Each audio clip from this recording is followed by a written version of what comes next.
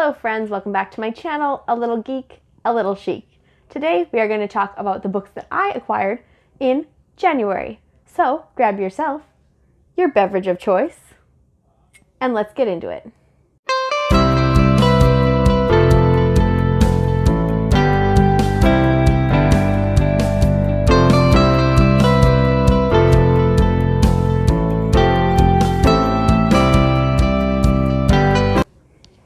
So in January, I did not get too many physical books, but I did get about 5 or 6 digital ebooks because when they're on your like TBR or your wish list and they go on sale for like $1.99, and they're not going to be books that I know I probably want to have in my collection forever, I don't have a problem purchasing them in a digital format to save a little bit of money. So let's get into the books I got. I'll tell you a little bit about each of them. We'll start with the digital books, and I'll post a picture probably up here for you guys of what I got, and I'll discuss them with you.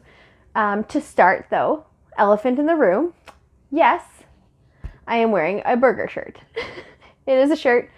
I may have purchased it in the kids section at Sport Chek, and it's got like pixelated hamburgers on it because why not, right? It's one of my favorite shirts actually. But let's get into why you're really here, and that's the books. So for number 1, I got The Switch by Beth O'Leary. And that book is about a young woman and I believe her grandmother who are at different parts of their life and decide they both kind of need a change up. So they decide to switch living arrangements for the time being. The grandmother's kind of lonely and misses having companionship, and she's looking for love at her age, which I'm totally here to read about. I think it's going to be a great read, and I can't wait to read from a different life angle, life perspective like that. And I can't remember what her main issue is, whether she's had a breakup or a situation. She's just looking for a change. So her and her grandmother switch residences, I believe, and their story is who the Switch follows. Now, you may know Beth O'Leary because she wrote The Flat Chair last year. That was one of my favorite books of 2020 that I read, and it was a great book. So I'm very excited to see what she's got in store for this novel. It had came out quite some time ago, but I just haven't picked it up yet until it went on sale for $1.99 on Kobo, and I was all for it. The next book that I got was Plain Bad Heroines. Now that book, again, was on for like $1.99 on Kobo, and I'd heard a lot about it, and it takes place at in 2 eras. So the first section, the first book, it's like a back and forth, I think. It takes place in 1902, early 1900s, at this boarding school for girls where things go wrong, and there's some kind of dark academia backstory situation. And then the second part of the book is, not second part, but the second setting of the book is modern time, and the school is basically run down and dilapidated, and someone has chosen to write a book about this school, and it's haunted and horror-y kind of gothic backstory. And then they decide to film there for an adaptation, and the past and the present of the school histories kind of intertwine. So that's about all I know about this book. That's all I really want to know going into a horror kind of mystery thriller kind of esque book. So I picked that one up. The next one that was on sale on Kobo that I was very interested in was Reasons to Stay Alive by Matt Haig. Anybody who knows or has heard of Matt Haig probably knows about his book, The Humans, where he is an alien who comes to Earth and basically takes on a life form to learn about humans and interact with them and learn about their quirks and relay that back to his home planet. And it's very humorous, very funny. That came out a couple years ago. I want to say maybe even 5 or so years ago. I can't quite remember. But this one, Reasons to Stay Alive, came out last year, the year before, and Matt Haig personally has dealt with and had a personal struggle with depression and thoughts of suicide and stuff like that. So he has written this book to kind of give you an insight of someone's mind who's struggling with this kind of disorder, anxieties, troubles. And so I'm really excited to dive into this. As someone who's had mental kinds of struggles in the past myself. It'll be really interesting to see where he comes at from his perspective. And I'm very interested to read his thoughts on this before hopefully getting into, at some point, the Midnight Library, which I haven't picked up yet, but it is on my TBR wish list, and that is the Midnight Library, which is his newest one that just came out in 2020, I believe, just the beginning of the year, or 2019, just before Christmas, I think, because I've had it on my wish list for a little while. So once I get through these two books of his first two books, I'll pick up that last one. The final book I got from Kobo was Leave the World Behind. It is a story of a family who decides to just get away for a bit, and they rent this house, a secluded, like kind of a manor outside of the city. And they leave the main city, kind of like I believe it's New York or somewhere, a similar city to a New York setting. And they just head out for a while to a place where technology and stuff doesn't really weigh them down, and the family can just have some relaxing time, unburdened by regular life. Until there's a knock on the door, and the people who rent the residence out, like the people who own it, come knocking and tell them that there has been a huge blackout and all of the city is basically dark. And the family who rents it comes and knocks on the door and tells them this. And other than that, I'm not quite sure what happens. It seems dark, a little bit thriller-esque, and something, it's like, who do you believe and what do you trust kind of situation.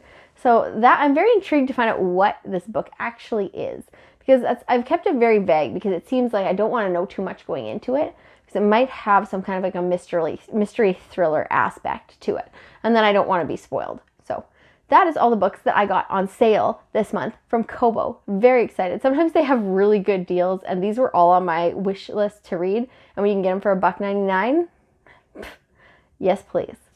So I did also get 2 books that Amazon Prime had on their Kindle digital copies that were also on my to-read list, and they were on sale as well. So very excited for both of those. And those are I'm Fine and Neither Are You. So this book is like it's a story of a woman and her husband and her friend. Something happens in her friend's life that she's really good friends with, and it kind of shakes up her home life as well. And her husband and her have kind of been on the outs, so they decide to try to make it work. And they decide that they're going to write a list for each other of things that they want each other to change. Right? Don't open it up. A big old can of worms is what we're all thinking right now. And that is exactly what happens. So they're honest to a fault with these lists, and they're going to make lists for each other of things they want the other person to change, and the other person will adapt and make those changes for each other. And it's everything that unfurls based on this list and these changes that they're attempting in order to be each other's perfect match and reignite the marriage and make things just perfect again. I'm not sure how much I'm going to like it, because as a person who is married, I know that even though there's sometimes things that you wish your spouse or significant other was better at or didn't do, as you grow older and are with a person for a long period of time, you change as a person, and so do they. So you adapting to them and their personality and their changes is part of what being married is. So for this premise of the book, I'm not sure if it's going to be executed properly or not, and I'm very nervous to read it because I'm not sure if I'm going to like it or not, but I liked it. It intrigued me enough that I picked it up for the $1.99 it was on sale for. And the other book I got from Kindle was The Only Good Indians. And what it is it's about 4 American indigenous males who are basically on the run. So something happens and they are being chased or hunted by an evil entity and nothing can help them. They just have to fight and outrun whatever is coming after them. And that's about all I know. And it's presented as a horror, thriller, dark book. So I am excited to read this. I picked it up because I really definitely want to read it in like the spookier months. And I'd heard really good things about it from Books and Lala's channel, I believe, or was it Gabby Reads? One of the two of them enjoyed it quite a lot. And so I was waiting for it, and I was like, you know what, I'll pick it up in October. And then the other day I saw it on Amazon Prime Kindle deals, and it was $1.99. So cannot pass it up for that price, because I think right now at Indigo it is on sale for $30 for the paperback. So that is it that I got for digital books. And now we'll get on to the books that I got in physical form. So in the month of January, I got only 4 physical books. 3 of them I did purchase, and 1 of them I was gifted.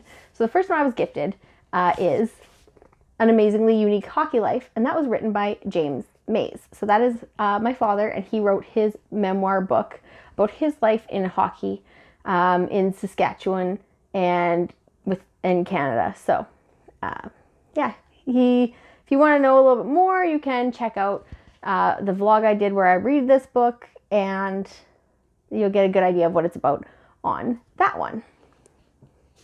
The next book I got is Michael Crichton's Dragon Teeth. Now, this book I picked up because someone at Indigo who works there told me about this book and was just raving about it. And so since I was intrigued right off the bat, and no one in the city has it because they're sold out of every copy at every bookstore, I ordered this one online, and it came in finally. And it is set in the era of discovery, and it follows 2 paleontologists, and they're rival paleontologists, and they're trying to discover and name all of the skeletons before the other one to be the top paleontologist. And it's told from the voice of a apprentice who helps each of them actually at different times, and all the debauchery and stuff that ensues because of their hatred for one another. And I believe some of it is actually historically based on a true story about some of these paleontologists in this time. So I'm very interested to read it and see where it actually fits, like truth versus fiction. So that was a book that was highly suggested, and that piqued my interest, so I picked it up. The next 2 books are 2 of my most anticipated releases for 2021 that I picked up in January. And the first one is You Have a Match by Emery Lord. This is a YA contemporary book, and it follows a young lady who the embarrassing moment has happened, they call it. And they really speak to it right off the hop. And she decides that she's going to try to sway one of her male friends into liking her, and they take this test to get matched up, and she gets a match. But the match is actually a social media influencer who turns out is her sister that she didn't know about. And so that kind of puts a twist in her life, and what she thought was what she knew, and her parents are both the parents for this influencer also. So she's trying to find out why they kept her and why she's not with them. And her and this influencer start chatting secretly, and both plan to go to this same summer camp to find out some more about each other and their situation and their background. So I'm excited to read that one. That looks really intriguing. And the other one I got is Rachel Hawkins' The Wife Upstairs. This one I talked about again in my most anticipated releases of 2021. And it is about a gentleman and a lady who, I think she cleans houses, and she kind of steals stuff from some of the houses. And at one of the houses, this guy seems well put together and like just the ultimate bachelor and catch, I guess, as you'd say. But she determines that he may be hiding a wife upstairs. And I believe it is like a thriller mystery retelling of Jane Eyre. So super intrigued to read this and see what it's all about, because there's a lot of people I know that have this on their TBRs. They're one of their most anticipated, and I am definitely one of those. So that's it for what I got in January. What books did you pick up in January? Did you get any of the ones that I got, or did you get any new releases that were on your most anticipated list for 2021? Let me know in the comment section down below, and as always, please don't forget to like and subscribe, and I will be back for you soon with another video.